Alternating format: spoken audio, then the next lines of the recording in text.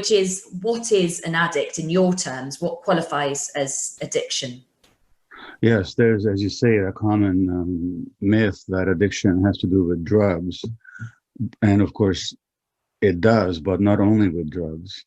An addiction, the source of the word itself is a Latin word for kind of slavery. So an addiction is any behavior that we're slave to.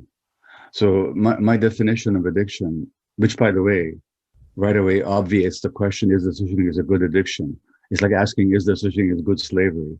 No, there isn't.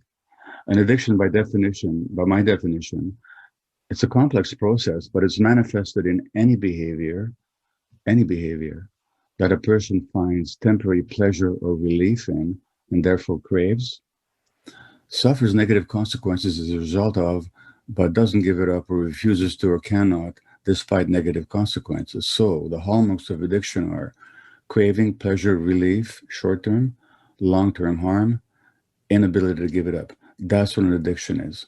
That definition says nothing about drugs. It includes any human behavior that is characterized by those features.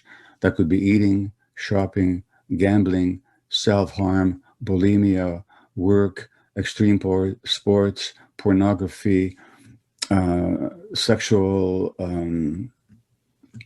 addiction, internet gaming, the internet itself. In other words, anything. And this is where, if I was in a room with participants and I would ask people to raise their hands if they recognize some addictive pattern in their life, in our society, 90% of people will put their hand up, and they usually do. And the other 10%, most of them are lying to themselves, or they don't know themselves well enough.